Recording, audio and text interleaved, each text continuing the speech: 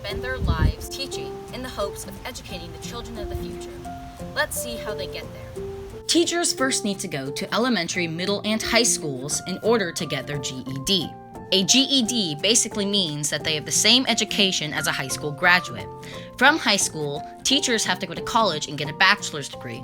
Most teachers major in what they want to teach. For example, an English teacher would most likely major in English. After a bachelor's degree, teachers can get a master's degree if they would like, but it is not required for public school teaching from a K-12 level. Some teachers will get a master's degree to either increase their knowledge in that subject or to get a higher salary. Lastly, a teaching credential is required to teach in some states. In my home state of California, you do need a teaching credential in order to become a teacher. Now that we know the education of a teacher, now we can move on to the salaries. Teachers spend their lives teaching children of the future, and I think they should be paid more for that. Here's some quick facts to back check it. The average American teacher salary in the United States in 2017 was $59,170, which isn't a large sum of money. The average monthly payment for a mortgage is approximately $1,020, which multiplied by 12 is $12,240. In groceries, the average American pays $7,700 per person. Add $2,040 for electric and water on their house, and $2,000 for gas. That leaves you with $34,170, which is even less than the already little amount. That money doesn't consider student loans that need to be paid off, or other family members that add $7,700 or more each year. And with broken furniture and cars, no wonder why 1 in 5 teachers need a second job. But most teachers don't have time for that second job. If you look at, again, other industrialized nations, teachers get paid to live and work and teach. That is their job. If I have to take a second job, that's time I can't be grading tests. That's time I can't be working with students after school. That's time I don't have time to lesson plan it. Now I noticed that different states have different starting teacher salaries.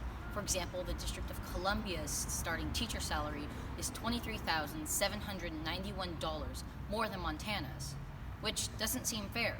They're all teachers that are starting out. Why aren't they all the same? Okay, I want to take all the high state salaries and bring them down and bring them over to here for the lower states so everyone's equal. That's a good idea, right? Well, no, because every state has its own spending, income, mortgage, etc. If we equalized all the states, the higher states wouldn't have enough funding for their lives, while the lower states would have too much money and the country would become a complete mess.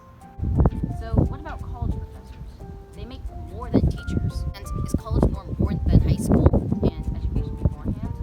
This is debatable. Some individuals would say that high school is more important, saying that that's the end of a formal education.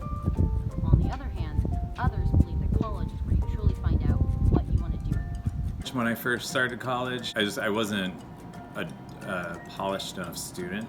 When I started, I was much more interested in playing sports, so going to college so that I could play something was more interesting to me than going to college so I could learn something. So when I was probably 20, I developed my academics a lot more, and that delayed my graduation from college by a couple of years.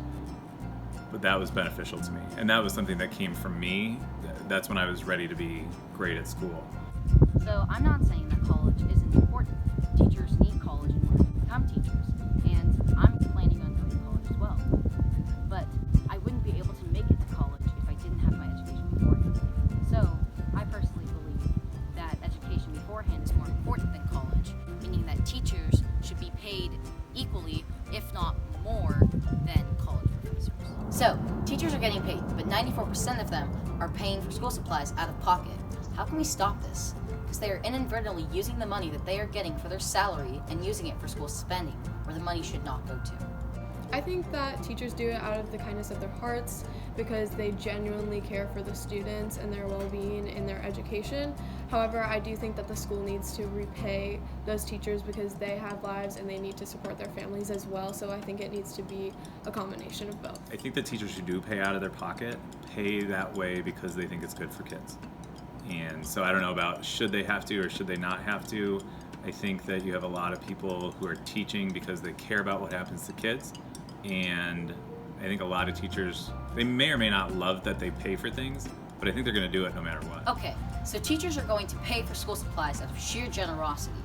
But what we can do is raise teacher pay so that the money they spend on school supplies does not directly affect the amount that they are getting towards their salary. Now, in this day and age, education means a lot when it comes to jobs. We even knew that all the way in 2015. Nobody in a 21st century economy is going to be able to do what they want to do with their lives unless they've got a great education. So, what I would like the presidential candidates to address is the funding for our schools, along with teacher salaries, and hopefully to raise it so that teachers, students, and families can have better and more fortunate lives.